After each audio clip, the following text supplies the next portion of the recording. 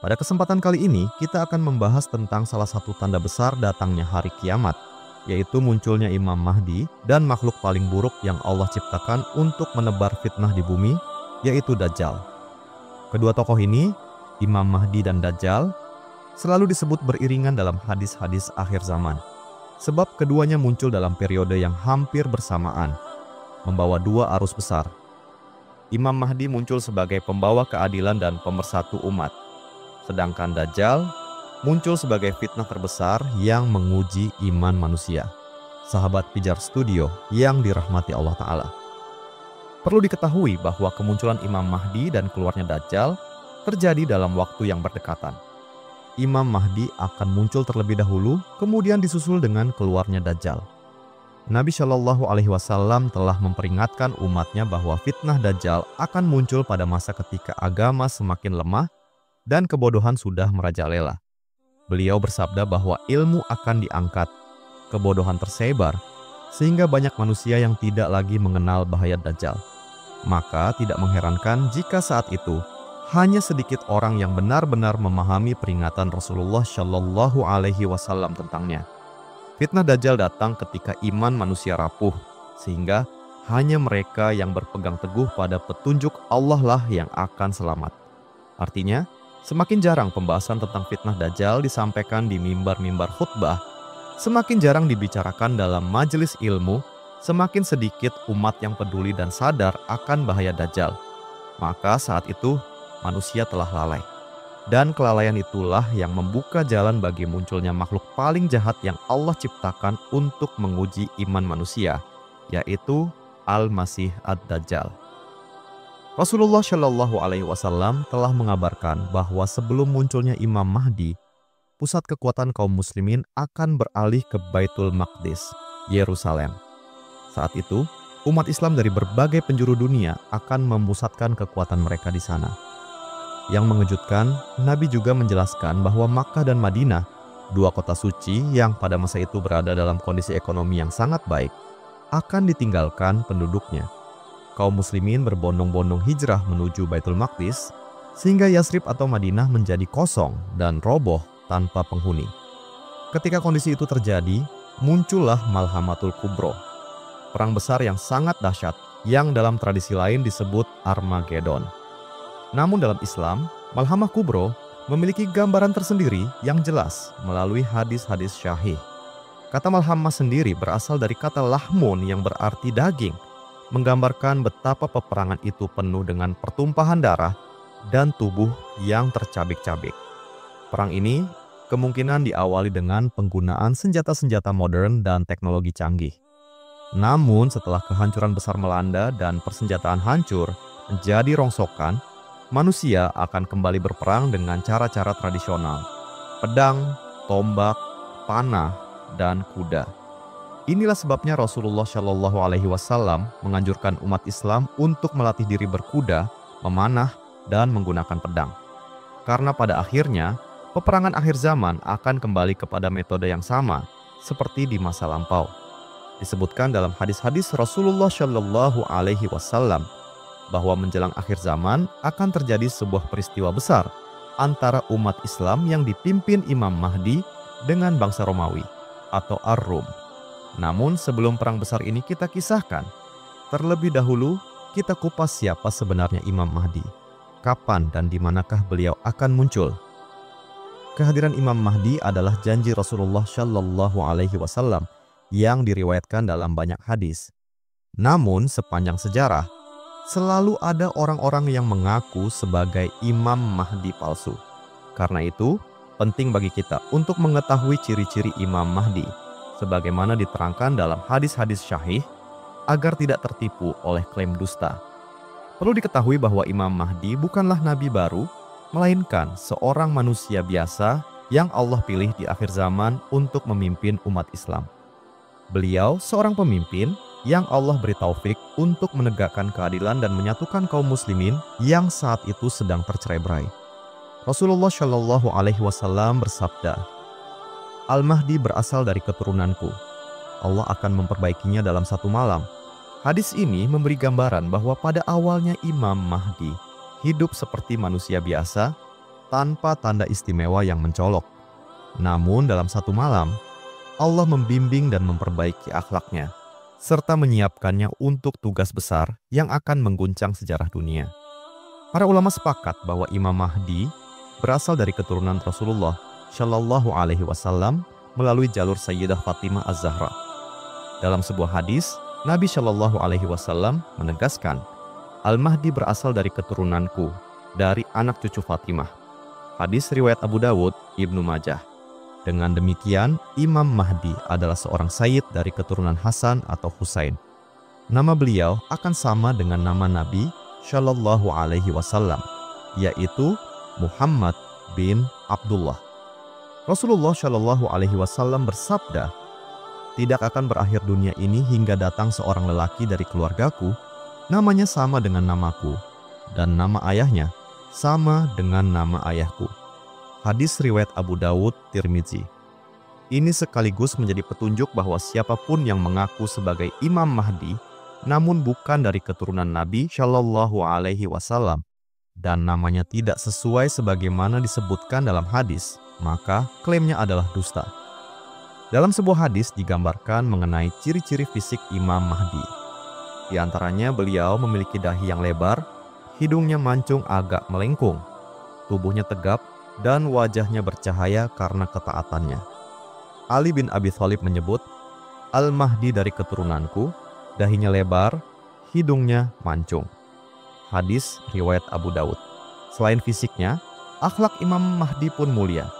Ia seorang yang pemalu, namun penuh wibawa. Ia zuhud terhadap dunia, tidak mengejar kekuasaan, tetapi ketika ditakdirkan Allah untuk memimpin, ia menjadi tegas dalam menegakkan kebenaran. Ia penuh kasih kepada umat Islam, adil dalam hukum, dan tidak membedakan orang kuat atau lemah. Lalu ada sebuah pertanyaan, kapan Imam Mahdi akan muncul? Jawabannya, tidak ada seorang pun yang mengetahui dengan pasti kapan beliau akan muncul, kecuali Allah Subhanahu wa Ta'ala. Namun hadis-hadis menggambarkan kondisi dunia ketika Imam Mahdi diutus. Saat itu, bumi dipenuhi kezaliman dan kekacauan. Banyak peperangan dan perselisihan. Darah ditumpahkan tanpa alasan yang benar. Kekuasaan dipegang oleh penguasa zalim. Dan umat Islam tercerai-berai dan kehilangan pemimpin yang adil. Dalam keadaan yang kacau inilah Allah mengutus Imam Mahdi untuk membawa kembali keadilan. Rasulullah Shallallahu Alaihi Wasallam bersabda, akan keluar seorang lelaki dari keluargaku pada akhir zaman, ketika bumi penuh dengan kezaliman dan penindasan. Maka ia akan memenuhi bumi dengan keadilan dan kebenaran. Hadis riwayat Tirmizi. Ketika fitnah besar melanda, umat Islam mencari pemimpin yang bisa menyatukan mereka. Imam Mahdi awalnya enggan menampakkan diri, bahkan berusaha menjauh dari perhatian manusia. Ia bukan orang yang haus kekuasaan. Namun, keadaan memaksa hingga kaum muslimin mendatangi beliau di Makkah. Rasulullah Shallallahu Alaihi Wasallam bersabda, seorang lelaki dari keluargaku akan dibaiat di antara Hajar Aswad dan Makam Ibrahim, sedangkan ia tidak menyukainya. Hadis riwayat Ahmad Abu Dawud. Peristiwa ini menjadi penanda besar. Baiat di antara Hajar Aswad dan Makam Ibrahim bukanlah sekadar pengakuan politik, melainkan ikrar umat Islam untuk tunduk dan taat pada pemimpin akhir zaman yang dijanjikan Allah. Setelah Imam Mahdi dibaiat, para penguasa zalim mengirim pasukan rahasia untuk membunuh Imam Mahdi. Namun Allah menurunkan pertolongannya. Pasukan yang dikirim oleh penguasa zalim untuk membunuh Imam Mahdi ditenggelamkan Allah di padang pasir antara Makkah dan Madinah. Rasulullah Shallallahu Alaihi Wasallam bersabda, akan dibayat seorang lelaki di Makkah. Kemudian sekelompok pasukan dikirim kepadanya dari Syam, lalu mereka ditenggelamkan di padang pasir antara Makkah dan Madinah. Hadis riwayat Muslim. Peristiwa ini menjadi bukti nyata bahwa Imam Mahdi adalah pilihan Allah, bukan sekadar klaim manusia. Dan perlu diketahui bahwa Imam Mahdi tidak membawa syariat baru. Beliau datang untuk menghidupkan kembali sunnah Nabi Shallallahu Alaihi Wasallam dan menegakkan hukum Allah. Di masa Imam Mahdi, harta melimpah ruah hingga tidak ada lagi orang miskin. Rasulullah Shallallahu Alaihi Wasallam menggambarkan keadaan masa itu dalam sabdanya, pada akhir umatku akan muncul Al-Mahdi. Allah akan memberinya hujan, bumi mengeluarkan tumbuh-tumbuhannya, harta melimpah, ternak banyak, dan umat menjadi agung. Ia hidup 7 atau 8 tahun. Hadis riwayat Hakim. Dalam riwayat lain juga dijelaskan bahwa ketika ada seseorang datang meminta harta, Imam Mahdi akan memberinya tanpa menghitung-hitung. Inilah gambaran sebuah masyarakat yang penuh kemakmuran, di mana tidak ada lagi jurang lebar antara si kaya dan si miskin. Sungguh, kepemimpinan Imam Mahdi adalah masa keemasan Islam. Sebuah masa yang dirindukan oleh setiap orang beriman. Sahabat Pijar Studio yang dirahmati Allah Ta'ala. Setelah umat Islam bersatu di bawah kepemimpinan Imam Mahdi, dunia belum sepenuhnya tenang. Justru, kekuatan besar dari bangsa Romawi akan mempersiapkan diri untuk menyerang kaum muslimin. Pada mulanya, kaum muslimin dan bangsa Romawi, yang dalam riwayat disebut Bani Ashfar, mengadakan perjanjian damai. Keduanya sepakat untuk tidak saling menyerang, sehingga terciptalah kondisi hidup berdampingan dengan aman. Namun, situasi ini tidak berlangsung lama. Dari arah belakang Romawi muncul musuh besar yang mengancam keberadaan mereka. Musuh ini begitu kuat dan bertekad menghancurkan Romawi. Karena tidak mampu menghadapi sendiri, bangsa Romawi akhirnya meminta bantuan kepada kaum muslimin. Rasulullah Shallallahu Alaihi Wasallam tidak menyebutkan secara jelas siapa musuh besar itu. Tetapi sebagian ulama tafsir berpendapat, kemungkinan besar mereka datang dari wilayah timur Asia, bangsa-bangsa yang terkenal kuat dan berbahaya. Kaum muslimin pun sepakat untuk membantu Romawi menghadapi musuh tersebut. Bersama-sama, dua kekuatan besar ini melawan musuh besar yang muncul dari arah belakang hingga akhirnya Allah memberikan kemenangan. Namun setelah kemenangan besar itu, timbullah perselisihan. Di sebuah padang luas, seorang dari pihak Romawi mengangkat salibnya dengan sombong seraya berkata, "Saliblah yang menang." Mendengar itu, kaum muslimin menegaskan, "Bukan, kemenangan ini karena Allah." Lalu seorang muslim bangkit dan menghancurkan salib tersebut. Kemarahan Romawi pun memuncak. Perselisihan kecil berubah menjadi perkelahian. Romawi yang tadinya berdamai berbalik berkhianat. Mereka mengumpulkan pasukan dalam jumlah besar untuk memerangi kaum muslimin. Dari sinilah pecah perang besar yang disebut Rasulullah sebagai Malhamah Kubro, perang terbesar menjelang akhir zaman.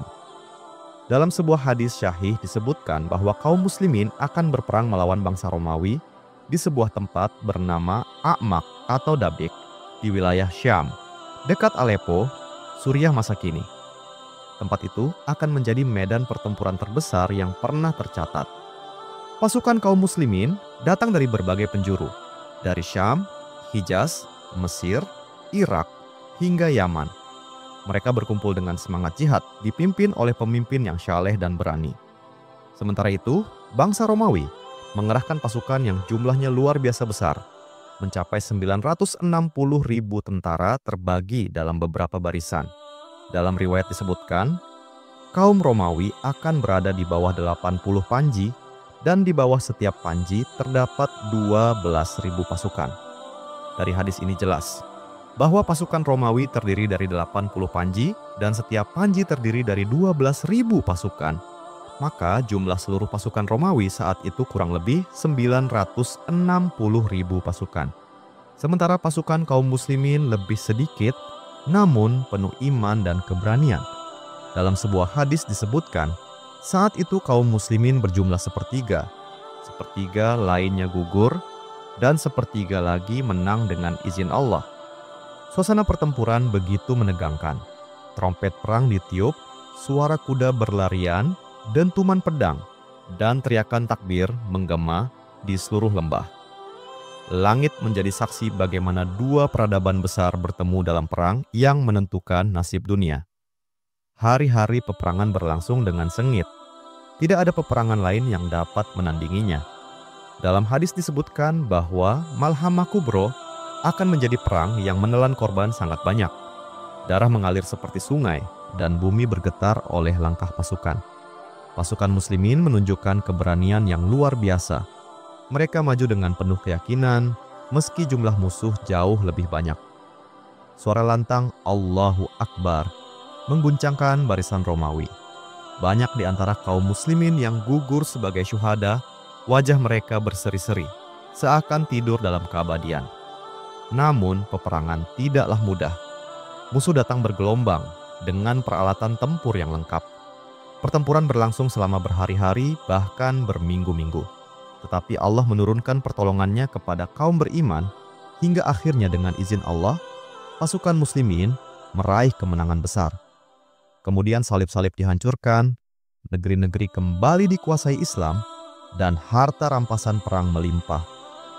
Setelah peperangan berakhir, kaum muslimin mengangkat tangan ke langit, memuji Allah yang telah memberikan pertolongan.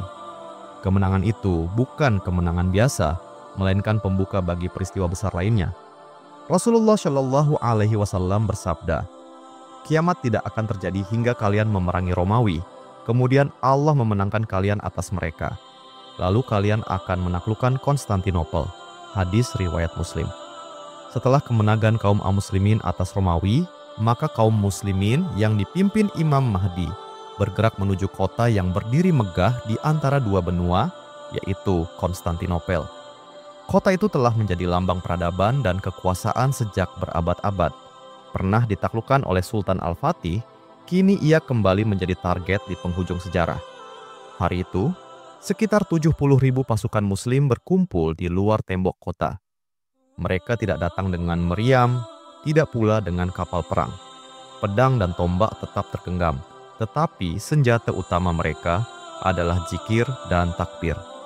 Nabi Shallallahu Alaihi Wasallam bersabda, mereka tidak berperang dengan senjata, tidak melemparkan anak panah, tetapi mereka hanya mengucapkan La ilaha illallah, Allahu Akbar. Maka runtuhlah satu sisi kota. Kemudian seluruhnya terbuka bagi mereka. Hadis riwayat Muslim. Imam Mahdi mengangkat tangannya dan menyeru, "Ucapkanlah zikir kepada Allah, wahai pasukan beriman." Maka puluhan ribu suara bersatu, La ilaha illallah, Allahu Akbar. Dengan izin Allah, tiba-tiba tembok sisi timur kota bergetar dan runtuh. Debunya membumbung ke langit. Penduduk kota tercengang melihatnya. Pasukan muslim melangkah lebih dekat, lalu mengucapkan lagi, La ilaha illallah, Allahu Akbar. Kali ini, sisi baratnya hancur berantakan, seakan-akan bumi sendiri tunduk kepada kalimat tauhid.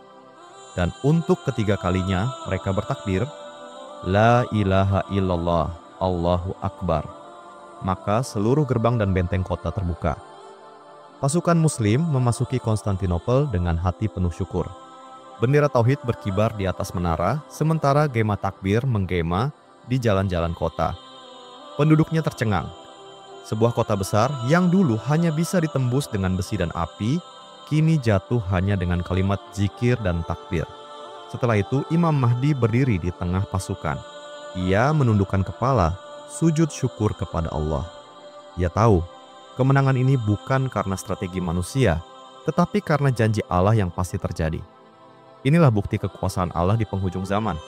Namun kebahagiaan itu tidak berlangsung lama. Dalam riwayat disebutkan, setelah Konstantinopel jatuh, terdengar kabar mengejutkan. Dajjal telah muncul di tengah manusia. Maka seluruh pasukan kaum muslimin harus bersiap untuk ujian yang lebih besar. Kemenangan di Konstantinopel hanyalah satu tahap. Setelahnya akan datang masa-masa paling genting, yaitu turunnya Nabi Isa alaihi salam dari langit, perang melawan Dajjal, dan tanda-tanda besar kiamat lainnya. Dalam riwayat Muslim disebutkan bahwa setelah kaum muslimin berhasil menaklukkan Konstantinopel dan memperoleh harta rampasan perang yang besar, mereka menggantungkan pedang-pedang mereka pada pohon-pohon zaitun. Tiba-tiba terdengar seruan, "Sesungguhnya Dajjal telah keluar menggantikan keluarga kalian." Maka mereka pun segera meninggalkan segala sesuatu dan kembali ke negeri mereka. Padahal seruan itu tidak benar. Namun ketika mereka tiba di Syam, barulah Dajjal sungguhan muncul. Sahabat Pijar Studio yang dirahmati Allah Ta'ala.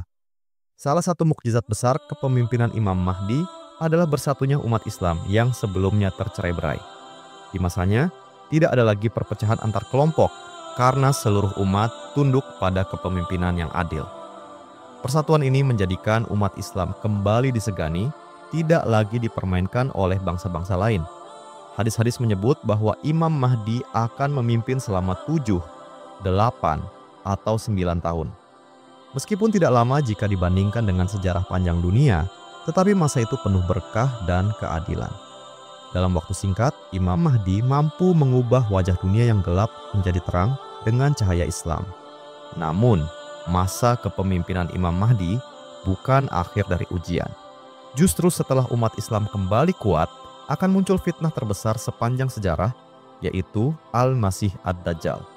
Rasulullah Shallallahu Alaihi Wasallam mengingatkan, tidak ada fitnah yang lebih besar sejak diciptakannya Adam hingga hari kiamat selain fitnah Dajjal. Hadis riwayat Muslim. Kehadiran Imam Mahdi adalah persiapan bagi umat Islam untuk menghadapi fitnah Dajjal, dan Allah menakdirkan bahwa pada saat itu pula Nabi Isa alaihissalam akan turun untuk mengakhiri fitnah tersebut. Setelah melihat masa kepemimpinan Imam Mahdi, kini kita akan memasuki bab penting berikutnya, yaitu fitnah Dajjal, sang pendusta besar yang akan mengguncang iman manusia di seluruh dunia. Jika kemunculan Imam Mahdi adalah kabar gembira bagi umat Islam, maka kemunculan Dajjal adalah kabar buruk bagi seluruh umat manusia. Tidak ada fitnah yang lebih besar sepanjang sejarah daripada fitnah Dajjal. Kata Dajjal berasal dari akar kata Arab Dajjala yang berarti menutupi atau memalsukan. Dajjal disebut demikian karena ia adalah pendusta besar yang menutupi kebenaran dengan kebohongan, menampilkan batil seolah-olah kebenaran. Nabi Shallallahu Alaihi Wasallam bersabda, sejak diciptakannya Adam hingga hari kiamat, tidak ada fitnah yang lebih besar daripada fitnah Dajjal. Fitnah Dajjal begitu dahsyat karena menyentuh 3 aspek utama kehidupan manusia. Yang pertama adalah aspek agama. Dajjal mengaku sebagai Tuhan. Ia menipu manusia dengan menampilkan keajaiban yang membuat sebagian orang menyembahnya. Yang kedua adalah aspek ekonomi. Dajjal membawa harta dan kekayaan yang melimpah. Dengan izin Allah, ia bisa membuat tanah tandus menumbuhkan tanaman, mengalirkan air di padang pasir, atau justru menahan rezeki dari suatu kaum sehingga mereka jatuh dalam kelaparan. Dan yang ketiga adalah aspek keamanan. Dajjal datang dengan pasukan besar yang menebar ketakutan dan teror.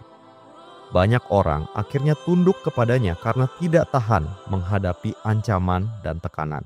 Bagi orang beriman, inilah ujian iman yang paling berat, yaitu memilih tetap berpegang pada tauhid meskipun dihadapkan pada kelaparan, ancaman, tipuan, dan kematian. Perlu diketahui bahwa Dajjal bukan makhluk gaib. Ia adalah manusia, tetapi Allah memberinya kemampuan luar biasa sebagai ujian. Nabi Shallallahu Alaihi Wasallam menggambarkan ciri fisiknya dengan sangat detail agar umat tidak tertipu. Dalam hadis sahih, Rasulullah Shallallahu Alaihi Wasallam menjelaskan bahwa Dajjal akan tinggal di bumi selama 40 hari. Namun, 40 hari itu bukanlah hari-hari biasa. Hari pertama terasa sepanjang 1 tahun penuh, hari kedua seperti 1 bulan, hari ketiga seperti 1 pekan, dan hari-hari berikutnya sebanyak 37 hari, barulah berjalan sebagaimana hari-hari normal. Meskipun masa keberadaan Dajjal terhitung singkat, fitnah dan pengaruhnya sangatlah luas. Ia mampu menjangkau hampir seluruh penjuru dunia, sehingga setiap manusia akan merasakan dahsyatnya ujian ini.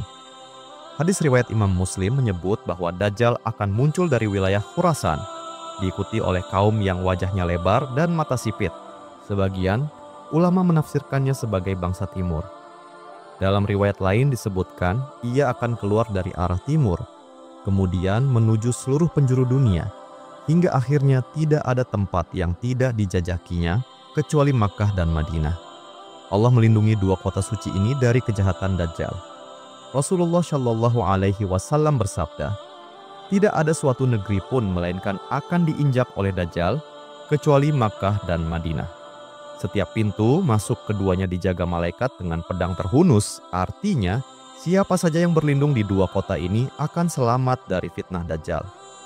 Rasulullah Shallallahu Alaihi Wasallam sangat khawatir umatnya terjerumus dalam fitnah Dajjal, sampai-sampai beliau berdoa dalam setiap salat, Ya Allah, Sesungguhnya aku berlindung kepadamu dari azab neraka jahanam, dari azab kubur, dari fitnah kehidupan dan kematian, dan dari kejahatan fitnah Al-Masih Ad-Dajjal. Ini menunjukkan bahwa Dajjal adalah ancaman serius yang harus selalu diwaspadai setiap muslim, bukan sekadar cerita. Setelah memahami besarnya fitnah Dajjal, maka kita akan membahas ciri fisik Dajjal secara rinci, serta fitnah-fitnah luar biasa yang ia bawa untuk menipu manusia. Di antara hal penting yang dijelaskan Rasulullah Shallallahu Alaihi Wasallam kepada umatnya adalah ciri-ciri fisik Dajjal. Hal ini agar kaum muslimin mampu mengenali dan waspada, sehingga tidak mudah tertipu oleh fitnah-fitnahnya. Dalam berbagai hadis, Nabi Shallallahu Alaihi Wasallam menyebutkan beberapa tanda jelas tentang Dajjal. Pertama, bahwa Dajjal adalah manusia, bukan jin atau makhluk gaib. Ia seorang laki-laki yang akan muncul di akhir zaman. Jadi bukan sosok abstrak atau bayangan, melainkan nyata wujudnya. Yang kedua, Dajjal memiliki tubuh yang besar tapi pendek dan agak bongkok. Kulitnya kemerah-merahan dengan rambut keriting yang tebal. Gambaran ini menunjukkan penampilan yang berbeda dengan kebanyakan manusia. Yang ketiga, Dajjal matanya cacat. Inilah ciri paling menonjol. Mata kanannya buta, tertutup seperti gumpalan daging. Sedangkan mata kirinya masih terlihat, tetapi juga bermasalah dan tidak sempurna. Rasulullah Shallallahu Alaihi Wasallam menegaskan dalam hadis, sesungguhnya Dajjal itu buta sebelah matanya, dan di antara kedua matanya tertulis kafir. Yang keempat, di dahinya terdapat tulisan kafir. Tulisan ini jelas terbaca oleh setiap orang beriman, baik ia bisa membaca tulisan Arab maupun tidak. Adapun orang-orang kafir tidak akan mampu melihatnya. Inilah tanda dari Allah untuk melindungi orang-orang beriman agar tidak tertipu oleh propaganda Dajjal.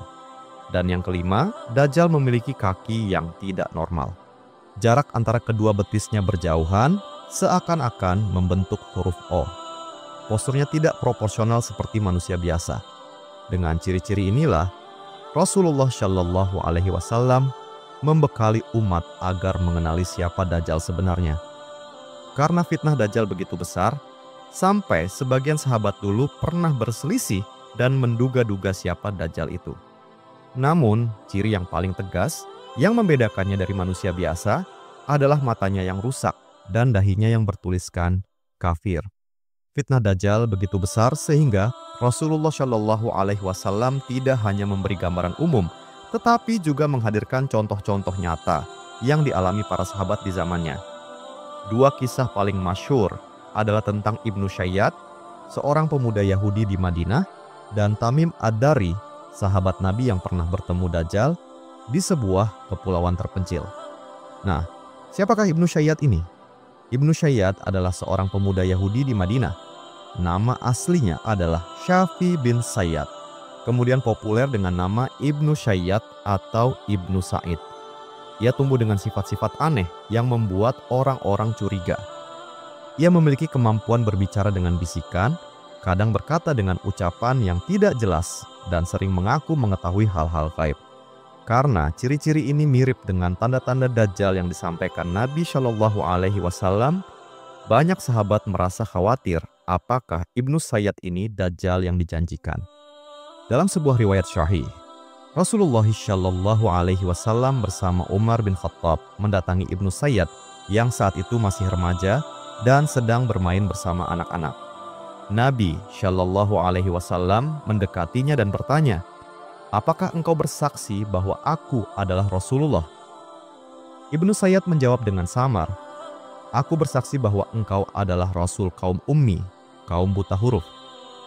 Namun ia juga menambahkan, "Apakah engkau bersaksi bahwa aku adalah Rasul Allah?" Mendengar itu, Rasulullah Shallallahu Alaihi Wasallam menolak dengan tegas, "Aku beriman kepada Allah dan para Rasulnya." Nabi Shallallahu Alaihi Wasallam kemudian menguji Ibnu Syayyad. Beliau menyembunyikan sesuatu di dalam hatinya, lalu berkata, "Aku menyembunyikan sesuatu untukmu. Katakan, apakah itu?" Ibnu Syayyad berusaha menebak lalu berkata, "Ad-Dukh." Padahal yang Nabi Shallallahu Alaihi Wasallam sembunyikan dalam hatinya adalah surat Ad-Dukhan. Jawaban Ibnu Sayyad nyaris mendekati benar, tetapi tidak sempurna. Nabi Shallallahu Alaihi Wasallam pun berkata kepadanya, "Pergilah, engkau tidak akan mampu melampauiku."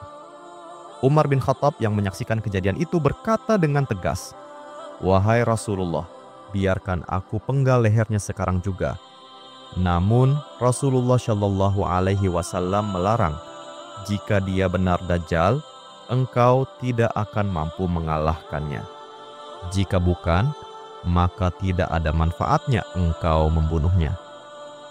Sejak saat itu, para sahabat selalu berhati-hati terhadap Ibnu Sayyad. Ada saatnya ia menampakkan perilaku aneh, bahkan kabarnya ia bisa berubah wujud menjadi besar hingga memenuhi jalan di Madinah. Namun di sisi lain, ada juga riwayat bahwa ia masuk Islam, menunaikan haji, bahkan ikut dalam peperangan bersama kaum muslimin. Ibnu Umar pernah bertemu dengan Ibnu Sayyad setelah dewasa.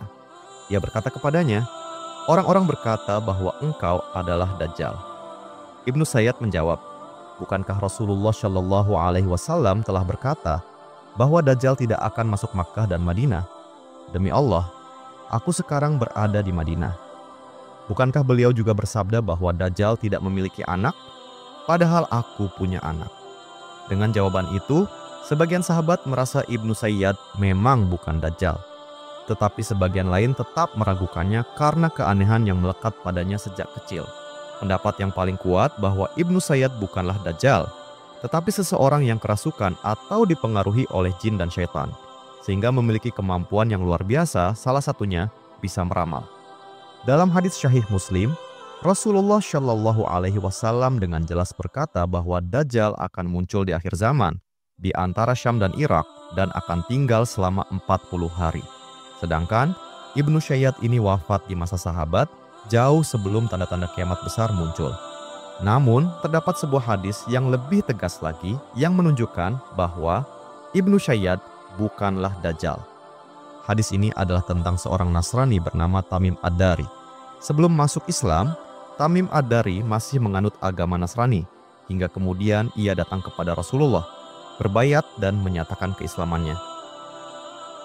Tamim Ad-Dari pernah melakukan perjalanan laut bersama beberapa orang hingga terdampar di sebuah pulau misterius. Di pulau itu, tiba-tiba rombongan Tamim Ad-Dari disambut oleh sosok makhluk yang aneh dan menakutkan. Tubuhnya berbulu sangat lebat, hingga mereka hampir tidak bisa membedakan mana bagian depan dan belakangnya. Dengan rasa penasaran dan sedikit ketakutan, Tamim bertanya, "Celakalah kamu. Makhluk apakah kamu ini?" Makhluk itu menjawab singkat, "Aku Jasasah." Tamim mencoba menanyakan lagi, "Apa itu Jasasah?" Namun makhluk itu hanya berkata, "Pergilah kalian kepada seorang lelaki di biara besar sana. Ia sangat rindu untuk mengetahui kabar kalian." Mereka pun masuk ke sebuah bangunan, dan di dalamnya mereka menemukan seorang lelaki yang tubuhnya sangat besar, terikat dengan rantai kuat. Tamim Ad-Dari mencoba menegur, "Celakalah kamu, makhluk apakah kamu ini?" Lelaki itu menjawab, "Sesungguhnya kalian telah mendengar kabar mengenai diriku. Maka beritahulah aku, siapakah kalian?" Tamim menjawab, "Kami adalah orang-orang Arab. Kami berlayar dengan kapal laut, mengarungi ombak hebat selama sebulan, hingga akhirnya kami berlabuh di pulaumu ini." Lelaki itu kemudian bertanya dengan suara berat, "Kabarkan kepadaku tentang pohon kurma di Baisan. Apakah masih berbuah?" "Ya, masih," jawab Tamim. Lelaki itu menegaskan, "Suatu saat nanti ia tak akan lagi berbuah." Kemudian ia bertanya lagi, "Kabarkan kepadaku tentang Danau Tabariyah. Apakah masih ada airnya?" "Masih penuh," jawab Tamim. Lelaki itu kembali berkata, "Akan tiba waktunya ia akan mengering." "Kabarkan padaku tentang mata air di Zugar. Apakah masih mengalir dan dipakai untuk bercocok tanam?" tanya lelaki itu. "Ya, masih banyak airnya dan mereka bercocok tanam," jawab Tamim. Lelaki itu mengingatkan, suatu saat ia pun akan kering. Akhirnya, lelaki itu bertanya dengan nada serius, "Beritahu aku, apakah nabi terakhir sudah muncul di tanah Arab?" Tamim menjawab, "Ya, telah muncul, dan ia telah berhijrah ke Yatsrib." Maka lelaki itu berkata, "Ketahuilah, Aku adalah Al-Masih Ad-Dajjal. Tidak lama lagi aku akan diizinkan keluar. Jika aku telah keluar, aku akan mengelilingi bumi dalam waktu singkat. Tidak ada satu negeri pun kecuali aku akan memasukinya, kecuali Makkah dan Madinah. Keduanya diharamkan bagiku. Setiap kali aku mencoba masuk, akan ada malaikat yang menghadangku dengan pedang terhunus. Pada saat itu, Tamim Ad-Dari dan rombongannya menyadari bahwa mereka tengah berhadapan dengan Dajjal, makhluk fitnah akhir zaman yang telah diperingatkan dalam kitab-kitab suci. Tamim Ad-Dari dan rombongannya akhirnya kembali pulang dengan perasaan ngeri dan penuh tanda tanya. Setelah ia masuk Islam, ia pun menceritakan pengalaman itu kepada Rasulullah Shallallahu Alaihi Wasallam. Rasulullah Shallallahu Alaihi Wasallam membenarkan kisah Tamim seraya berkata kepada para sahabat, "Inilah kota Madinah dan kota Makkah yang tidak bisa dimasuki oleh Dajjal." Kisah ini menjadi penguat bahwa Dajjal benar-benar ada, masih terikat, dan akan dilepaskan menjelang kiamat. Dalam hadis syahih disebutkan bahwa setelah kaum muslimin berhasil menaklukkan Konstantinopel dan sedang menikmati kemenangan besar, tiba-tiba terdengar seruan yang mengguncang hati. Sesungguhnya Dajjal telah keluar. Suara itu begitu mengejutkan hingga kaum muslimin meninggalkan segala yang ada di hadapan mereka. Harta, kemenangan, bahkan pembagian rampasan perang pun ditinggalkan. Mereka segera bergegas kembali ke negeri mereka masing-masing karena fitnah terbesar sepanjang zaman yang disebut-sebut telah datang. Padahal seruan itu tidak benar, melainkan tipu daya setan.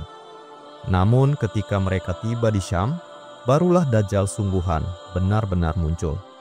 Dajjal muncul dari arah timur, tepatnya dari wilayah Khurasan, daerah yang kini meliputi Iran, Afghanistan, dan sekitarnya. Ia tidak datang sendirian. Bersamanya ada pasukan besar, yaitu 70.000 orang Yahudi dari Isfahan.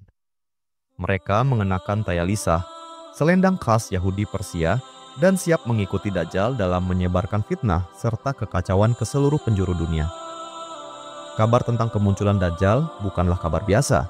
Ini adalah peringatan yang mengguncang hati setiap orang beriman, sebab sosok ini akan muncul sebagai fitnah terbesar bagi seluruh umat manusia. Dajjal akan menjejakkan kaki ke setiap desa, kota, dan pelosok dunia, meninggalkan jejak kekacauan dimanapun ia singgah. Tidak ada satu negeri pun yang luput dari langkahnya, kecuali 2 kota suci, Makkah dan Madinah, yang dijaga langsung oleh para malaikat sehingga Dajjal tidak mampu menembusnya. Lebih menakutkan lagi, Dajjal memiliki kecepatan bergerak yang luar biasa. Dalam hadits disebutkan, ia bergerak laksana awan yang ditiup angin. Dengan kemampuan ini, ia dapat berpindah dari satu negeri ke negeri lain dalam sekejap, menebar fitnah dan kebohongan di mana saja ia berada. Ketika Dajjal muncul, keadaan manusia benar-benar sedang diuji dengan cobaan yang sangat berat. Sebelum kemunculannya, 3 tahun berturut-turut dunia dilanda paceklik besar.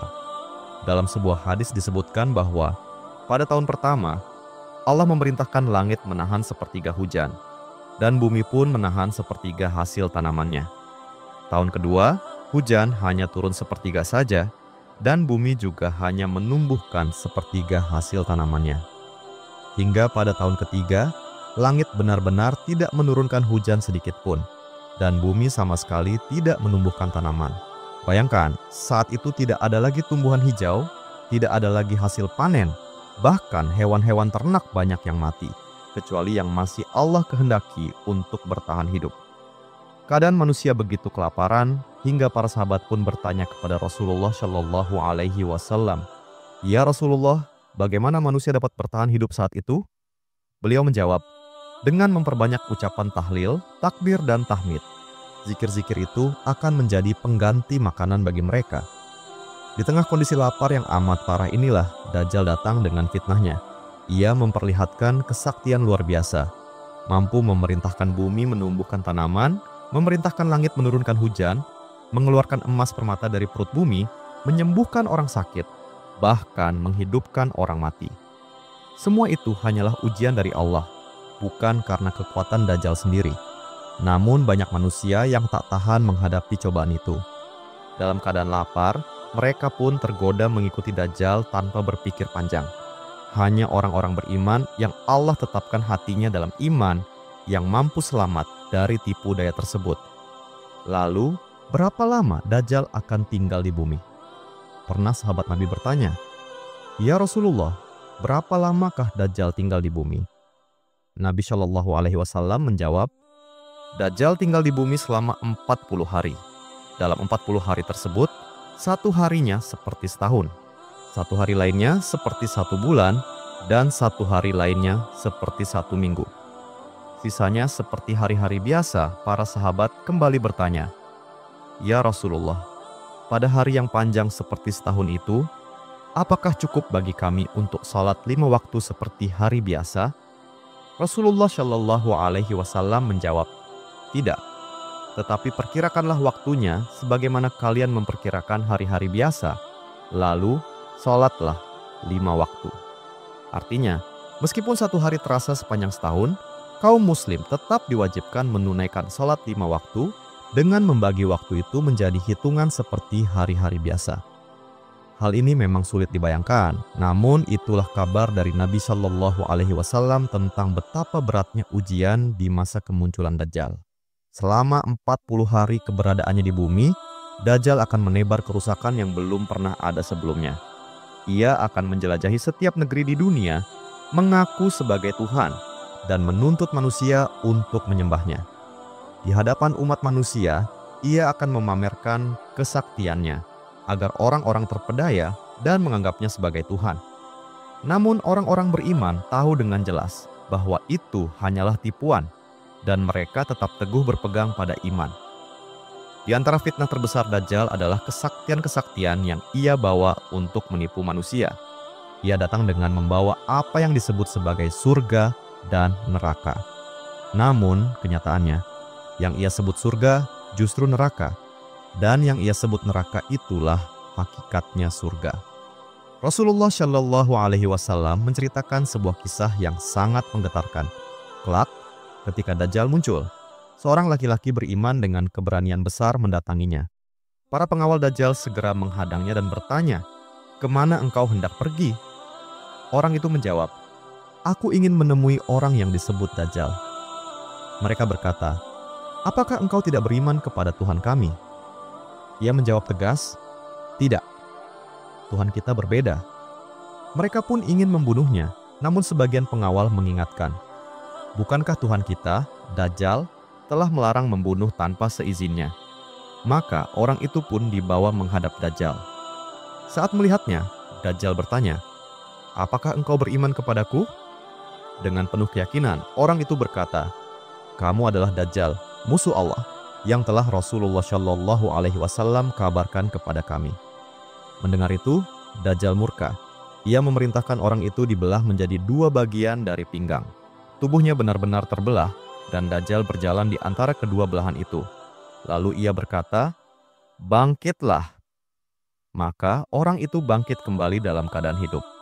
Dajjal lalu berkata, "Apakah sekarang engkau beriman kepadaku?"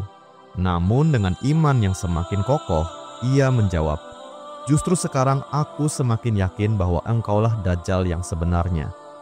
Dajjal pun mencoba membunuhnya lagi, tetapi kali ini ia tidak mampu. Lalu ia melemparkan orang itu seakan-akan ke dalam neraka. Namun sesungguhnya, menurut sabda Rasulullah Shallallahu Alaihi Wasallam, ia dilemparkan ke surga, dan orang itulah yang mendapat derajat syahid di sisi Allah. Fitnah Dajjal bukan hanya itu, ia juga mengaku bisa menghidupkan orang mati. Dalam sebuah hadis diceritakan, Dajjal mendatangi seorang Arab Badui dan berkata, "Bagaimana pendapatmu jika aku hidupkan kembali ayah dan ibumu? Apakah engkau akan mengakui aku sebagai Tuhanmu?" Orang itu menjawab, "Ya." Maka muncullah 2 setan yang menyerupai ayah dan ibunya. Lalu keduanya berkata, "Wahai anakku, ikutilah dia. Sesungguhnya dia adalah Tuhanmu." Padahal hakikatnya Dajjal tidak benar-benar menghidupkan orang mati. Ia hanya meminta bantuan setan untuk menyerupai orang yang telah meninggal. Itulah tipu daya besar agar manusia tertipu. Bukan hanya itu, Dajjal juga datang membawa 2 sungai. Satu sungai terlihat seperti air putih yang jernih, sementara yang satu tampak seperti api yang menyala-nyala. Rasulullah Shallallahu Alaihi Wasallam memberi petunjuk, Jika kalian menjumpai hal itu, pilihlah yang tampak seperti api. Tundukkan kepala kalian, lalu minumlah darinya. Karena sesungguhnya itu adalah air yang sejuk dan segar. Kesaktiannya yang lain, ia bahkan bisa menahan dan menggerakkan matahari. Rasulullah Shallallahu Alaihi Wasallam bersabda, Dajjal berkata, "Aku adalah Rabb seluruh alam. Matahari ini berjalan atas perintahku. Apakah kalian ingin aku menahannya?" Maka ia menahannya hingga 1 hari terasa seperti sebulan. Kemudian ia berkata lagi, "Apakah kalian ingin aku menjalankannya?" Maka ia menjadikannya berjalan hingga 1 hari terasa hanya seperti 1 jam. Begitulah tipu daya Dajjal. Ia datang membawa fitnah besar, memperlihatkan kesaktian yang mampu menggetarkan hati orang yang lemah iman. Namun, semua itu hanyalah ujian dari Allah, bukan kekuasaan sejati. Fitnah Dajjal adalah ujian yang begitu dahsyat, hingga banyak manusia yang tidak mampu bertahan. Barang siapa mengikuti ajakan Dajjal, maka ia akan diperlihatkan dengan kenikmatan dunia. Dajjal akan memerintahkan langit untuk menurunkan hujan dan bumi menumbuhkan tanaman yang subur. Ternak mereka yang sebelumnya kurus tiba-tiba menjadi gemuk dan sehat. Kehidupan mereka tampak makmur, seolah-olah mendapat berkah dari Tuhan yang mereka ikuti. Namun, bagi mereka yang menolak ajakan Dajjal, keadaan justru sebaliknya. Mereka akan ditimpa paceklik dan kekeringan. Tanah mereka menjadi tandus, tidak ada tumbuhan yang bisa dipanen, ternak mereka mati kelaparan, harta berkurang, dan kesengsaraan meliputi kehidupan mereka. Inilah bentuk ujian Allah Ta'ala untuk membedakan mana orang-orang yang benar-benar beriman dan mana yang goyah imannya. Orang yang hatinya ragu akan mudah tergoda, lalu mengikuti Dajjal. Sedangkan mereka yang imannya kuat justru semakin teguh, meski harus hidup dalam kesulitan. Karena mereka yakin, kenikmatan yang dibawa Dajjal hanyalah tipuan sesaat.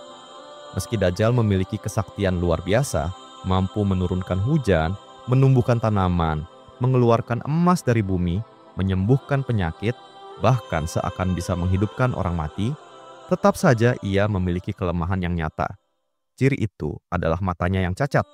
Dan inilah tanda yang bisa dikenali orang-orang beriman bahwa Dajjal bukanlah Tuhan. Rasulullah Shallallahu Alaihi Wasallam pernah memperingatkan para sahabatnya dengan tegas. Sesungguhnya, aku benar-benar memperingatkan kalian terhadap Dajjal. Tidak ada seorang nabi pun kecuali telah memperingatkan kaumnya mengenai Dajjal. Bahkan Nabi Nuh pun telah memperingatkan kaumnya. Tetapi aku katakan kepada kalian satu hal yang tidak pernah dikatakan nabi-nabi sebelumnya. Ketahuilah, Dajjal itu buta, sedangkan Allah, Tuhan kita, tidak buta. Dengan sabda ini, Rasulullah Shallallahu Alaihi Wasallam menegaskan bahwa sehebat apapun fitnah dan kesaktian Dajjal, ia tetaplah makhluk penuh kekurangan dan bukan Tuhan. Sahabat Pijar Studio yang dirahmati Allah Ta'ala, setelah dunia diliputi fitnah besar akibat munculnya Dajjal, umat Islam yang masih bertahan berkumpul di Baitul Maqdis, Palestina. Di sanalah benteng terakhir kaum muslimin di bawah kepemimpinan Imam Mahdi. Mereka dikepung oleh pasukan Dajjal dalam keadaan sangat genting. Di saat itulah Allah Subhanahu wa Ta'ala mengabulkan doa kaum mukminin. Allah menurunkan Nabi Isa alaihissalam dari langit. Dalam riwayat sahih disebutkan, Nabi Isa turun di Menara Putih di timur Damaskus dengan mengenakan 2 kain berwarna kekuningan, rambutnya basah seakan baru selesai mandi, dan diturunkan bersama 2 malaikat. Beliau turun bukan sebagai nabi yang membawa syariat baru, tetapi sebagai pengikut ajaran Nabi Muhammad Shallallahu Alaihi Wasallam. Tugas utamanya adalah menegakkan keadilan, menghancurkan salib, membunuh babi, menghapus jizyah, dan yang paling utama, membunuh Dajjal, serta menegakkan Islam di muka bumi. Setelah turun, Nabi Isa menuju Baitul Maqdis, di mana Imam Mahdi dan pasukan muslim sedang bersiap untuk salat. Ketika Imam Mahdi melihat Nabi Isa, ia hendak mundur dan menawarkan beliau menjadi imam. Namun, Nabi Isa berkata, "Tidak. Sebagian kalian adalah pemimpin bagi sebagian yang lain. Ini sebagai bentuk penghormatan Allah kepada umat ini." Hal ini menunjukkan bahwa Nabi Isa datang bukan untuk mengambil alih kepemimpinan, melainkan untuk menegaskan kebenaran syariat Nabi Muhammad Shallallahu Alaihi Wasallam. Syalat itu menjadi simbol persatuan antara langit dan bumi, antara tugas Nabi Isa dan perjuangan Imam Mahdi bersama umat Islam. Setelah salat, Nabi Isa bersama Imam Mahdi dan kaum muslimin menuju ke pintu kota Lut di Palestina. Disitulah Dajjal berada. Ketika Dajjal melihat Nabi Isa alaihissalam, ia begitu ketakutan hingga mencair seperti garam terkena air. Nabi Isa mengejarnya lalu membunuhnya dengan tombak. Rasulullah Shallallahu Alaihi Wasallam bersabda, Isa bin Maryam akan turun lalu membunuh Dajjal di pintu kota Lut. Dengan terbunuhnya Dajjal, berakhirlah fitnah terbesar dalam sejarah manusia. Setelah itu, Nabi Isa memimpin dunia dengan keadilan. Syariat Islam tegak di seluruh bumi, tidak ada lagi kezaliman, peperangan, atau kemiskinan. Bahkan binatang buas tidak lagi berbahaya, bumi mengeluarkan hasilnya dengan melimpah ruah, dan manusia hidup damai dalam keadaan penuh berkah. Itulah puncak keemasan Islam. Namun, setelah masa itu berlalu, fitnah besar berikutnya akan datang, yaitu munculnya Ya'juj dan Ma'juj, dua bangsa perusak yang tidak mampu dikalahkan manusia. Allah Ta'ala menakdirkan munculnya sebuah kaum yang telah lama terkurung di balik tembok besi buatan Dzulqarnain. Mereka adalah Ya'juj dan Ma'juj. Jumlah mereka begitu besar, bagaikan gelombang yang tiada henti. Mereka keluar dengan cepat, menyebar ke seluruh penjuru bumi, merusak dan menghancurkan apa saja yang mereka lalui. Padang rumput mereka babat habis, sungai-sungai mereka keringkan, dan tidak ada satupun yang mampu menahan kekuatan dahsyat mereka. Melihat kedahsyatan itu, Nabi Isa dan kaum beriman merasa tak mampu melawan secara langsung. Maka beliau membawa umat Islam menuju Gunung Thur untuk mencari perlindungan, sebagaimana disebutkan dalam hadis syahih.